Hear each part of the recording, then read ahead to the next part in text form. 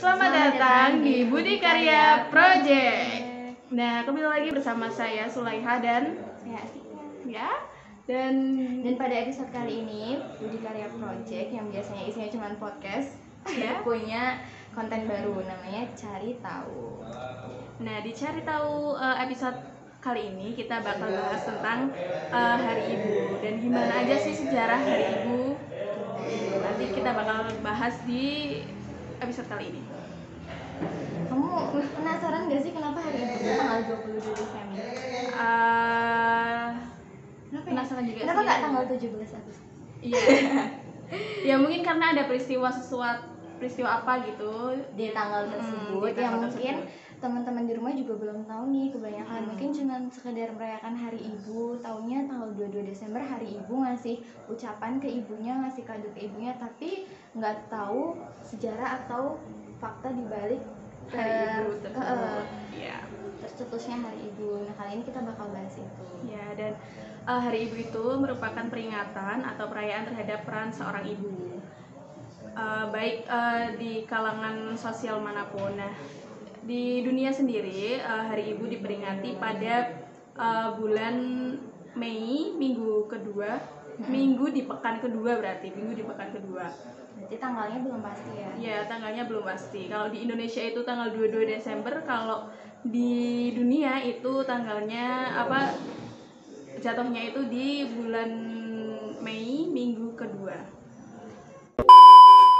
Jadi di Indonesia itu pada tanggal 22 Desember tahun 1928.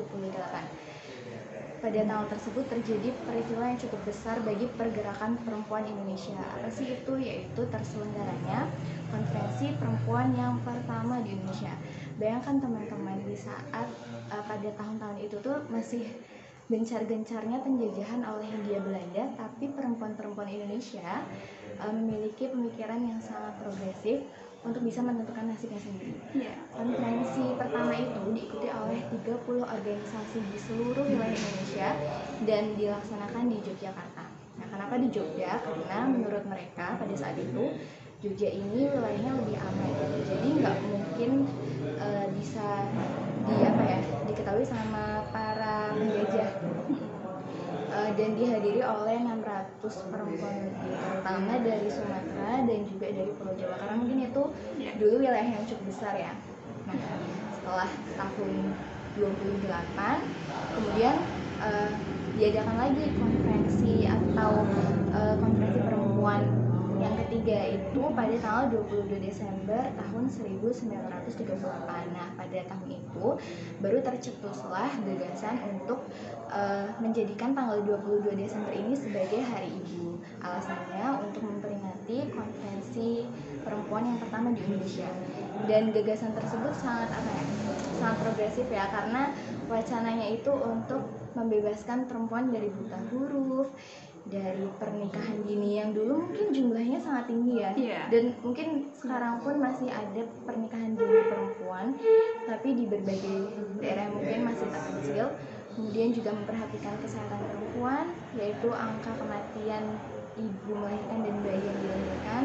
Kemudian juga poligami serta cara yang dilakukan secara semena-mena. Nah, keputusan pada tahun 38 tersebut itu juga mendapatkan dorongan dari presiden pertama kita, yaitu Insinyur Soekarno. Jadi melalui Kepres, aku lupa Kepres nomor berapa, pokoknya nomor 316 ya. Iya. Udah berapa abad setelah tahun 38 itu pemerintah kita juga menetapkan tanggal 22 Desember ini sebagai hari nasional ya? Hari nasional, bukan hari libur ya. Jadi kalau tanggal 22 Desember masih berangkat sekolah atau masih berangkat ke kantor, wajar aja. Karena peraturannya memang gitu. Lanjut lagi nih. Nah, kalau di setiap negara itu memiliki tradisi peringatan Hari Ibu yang berbeda-beda. Apa aja tuh? Ya, ini yang pertama ini ada negara Meksiko, itu mereka merayakan Hari Ibu ini dengan bernyanyi seperti bernyanyi selamat ulang tahun gitu, tapi ini lebih ke ibu, menyanyikan lagu yang judulnya itu Las Mananitas. Apa tuh artinya? Kurang tahu itu, pokoknya intinya itu mungkin ada unsur-unsur ibunya ya. ya di dalamnya itu emang ada unsur-unsur ibu dan ditujukan untuk ibu gitu. Nah, selain di negara itu juga ada beberapa negara lain seperti Swedia. Itu kalau Swedia itu gimana? Kalau Swedia itu di sana penyelenggaraannya itu dengan cara menggalang dana untuk pergi liburan. Wah, asik banget ya. Nggak tahu itu mungkin pergi liburan bareng ibunya ya? Iya. Jadi ya? Ya, mungkin Atau sih. mungkin disalurkan kepada orang-orang yang memang membutuhkan hal-hal tersebut. Nah, galang dananya ini seperti banyak sekali anak-anak yang menjual bunga plastik kecil sebagai hadiah. Nah, kemudian hasil dari penjualan tersebut itu digunakan untuk mengirim ibu-ibu yang memiliki anak kecil untuk berlibur singkat saat perayaan Hari Ibu ini. Wow, itu gitu. asik banget sih. Jadi emang inisiatif dari anak-anak di Swedia ini untuk menggalang dana, terus dananya itu ditujukan untuk ibu-ibu yang mungkin kurang mampu untuk bisa berlibur dengan anaknya. Mulia banget ya tuh. Iya, mulia banget. Aduh. Ya, terus ini juga ada, itu selain itu juga ada di Jepang. Itu kalau di Jepang itu menggambar wajah ibu. Itu mereka merayakannya dengan cara menggambar wajah ibu mereka. Nah, tradisi ini populer dilakukan pada hari ibu oleh anak-anak yang menggambar wajah ibu mereka. Kemudian gambar-gambar tersebut dipasang di jendela toko atau dikirimkan untuk kompetisi seni. Nah, gambar dari pemenang kompetisi tersebut akan dipajang di pameran seluruh negeri. Itu sih. Terus selain itu juga ada lagi nih di Serbia. Kalau di Serbia itu perayaannya mungkin berbeda dengan negara lainnya. Di sana anak-anak akan masuk ke kamar ibu mereka, kemudian mengikatnya. Kok diikat ya? Kalau kita mungkin udah dihapus dari kakak gitu kan. Iya.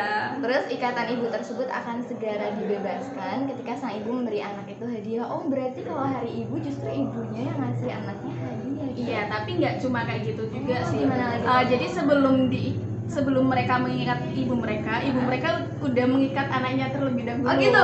Jadi ikat-ikatan gitu loh. Jadi sama juga anaknya itu diikat, nanti akan dilepas oleh ibunya ketika mereka udah ngasih hadiah ke ibunya gitu. Intinya sih kayak tukar. Ini kayak games lah ya. Iya, kayak itu games bukan gitu sih. sesuatu yang jahat kok. Menurut aku sih emang di setiap negara sih emang punya tradisi masing-masing untuk memperingati hari ibu ini. Kalau di Indonesia sendiri biasanya apa ya? Kalau di Indonesia sendiri biasanya upload story di Oke. Iya, tadi pagi tuh makannya banyak banget. Ibu-ibu nongol gitu. Tapi beberapa juga ada emang yang memberi buket. Tadi aku malah lihat story temen aku itu, jadi dia itu ngasih buket uang ke ibunya ya. Aku juga mau. Aku juga mau jadi ibu kalau kayak gitu. Oke. Ada juga yang kalau dulu ya mungkin mencuci telapak kaki. Iya. Karena surga ada di telapak kaki ibu. Mungkin itu filosofinya.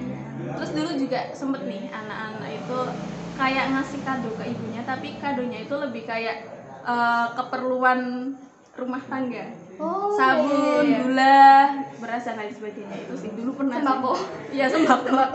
Iya, mungkin kayaknya itu lebih diperlukan. Iya, lebih diperlukan daripada mungkin barang pribadi. Biasanya ibu kan kayak gitu. Ya, sebenarnya memperingati hari ibu itu ya kita bisa peringati sepanjang hari ya, nggak harus tanggal 22 Desember atau minggu kedua di bulan Mei. Tapi aku mau sedikit cerita juga lanjutannya yang Kongres Perempuan ketiga tadi. Jadi karena semangat perempuan dalam merubah dunianya gitu. Dulu kan cerita Kartini juga. Kartini ini seorang yang sangat beruntung ya. Di samping dia anak seorang orang yang berada lah dan dipandang, dia juga punya power dan kemauan untuk berubah gitu. Nah, di situ semangat juangnya itu juga ada pada perempuan-perempuan di konferensi perempuan ketiga dan konferensi perempuan selanjutnya. Nah, semangat juang yang telah ditularkan oleh perempuan di konferensi perempuan ketiga ini mulai turun ketika masuk ke masa Orde Baru. Di masa Orde Baru, perempuan ini cenderung didomestifikasi. Artinya perempuan ini dituntut menjadi perempuan yang ideal. Tapi perempuan yang ideal di Orde Baru ini bukan perempuan yang berpendidikan tinggi, bukan perempuan yang memiliki wawasan yang luas atau perempuan yang memiliki keterampilan yang hebat, tetapi perempuan yang ideal itu adalah istri yang patuh terhadap suaminya dan juga ibu yang baik. Jadi pengertian atau definisi perempuan itu dikembalikan lagi atau didomestifikasi lagi menjadi sumur, dapur, dan kasur. Jadi itu sangat disayangkan ketika Orde Baru organisasi-organisasi perempuan pun ditumbangkan oleh PKI pada masa itu. Jadi ya memang perjuangannya dari masa ke masa itu naik turun gitu loh. Udah naik kan gitu, terus turun lagi di masa Orde Baru dan masuk lagi di reformasi. Nah, di era reformasi ini peran perempuan sendiri diperjuangkan oleh para feminisme dan juga para perempuan-perempuan pejuang kesetaraan gender gitu. Jadi kalau menurut aku pribadi, Hari Ibu ini bukan cuman untuk ibu yang punya anak atau yang sudah melahirkan atau yang membesarkan seorang anak. Jadi menurutku Hari Ibu ini adalah momen dimana kita mengenang kebangkitan perempuan. Jadi aku nyebutnya bukan Hari Ibu, tapi Hari Kebangkitan Perempuan Nasional. Hari Kebangkitan. Ya, karena kalau kita back to sejarahnya, bahwa tanggal 22 Desember itu untuk memperingati konferensi perempuan yang pertama. Jadi ibu di sini maknanya tuh nggak sesempit ibu yang telah melahirkan, ibu yang telah menyusui, ibu yang telah merawat anak, tapi buat kita semua. Iya, buat kita semua perempuan yang ada di Indonesia yang telah kuat melawan stigma-stigma buruk, yang telah kuat juga dihantam oleh berbagai badai ya kalau aku sebutnya. Kamu setuju nggak? Aku setuju banget. Aku setuju banget, sebagai perempuan aku sangat setuju. Curahan hati ya. Iya. Ya mungkin gitu aja. Ada pesan-pesan nggak buat perempuan di Indonesia, baik yang sudah menjadi ibu atau nanti yang akan menjadi ibu? Untuk perempuan di Indonesia, tetaplah menjadi perempuan yang baik, tentunya menjaga tubuh kalian ya untuk remaja-remaja masa kini, karena emang perempuan itu sangat berharga sekali. Udah gitu aja sih kalau aku ya.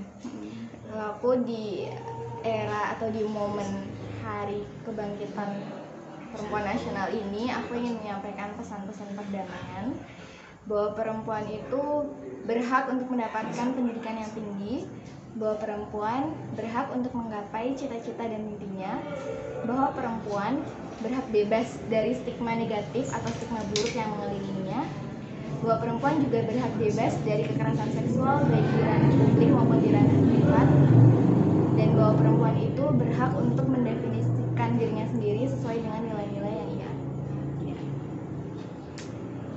Majulah perempuan-perempuan Indonesia. Mungkin sampai situ dulu ya podcast kita ya. Iya. Kok podcast sih? Ini bukan podcast ya? Udah terlalu banyak kerjaan di podcast, jadi kadang mulutnya suka nggak bisa di-filter. Iya. Jadi ini konten kita namanya cari tahu. Cari tahu. Sampai di sini dulu ya konten kita cari tahu. Jangan lupa buat like, subscribe, sama komen. Ya, kalian juga bisa komen tentang Hari Ibu di bawah ya. Gimana sih keasikan ya? Apa? Kalian udah ngapain aja sama ibu kalian? Ya, apakah kalian sudah meminta maaf? Apakah kalian sudah berterima kasih? Apakah kalian sudah memberi sesuatu? Aduh, apa itu? Iya, aku tunggu ceritanya. Ya. Oke, bye. Dadah.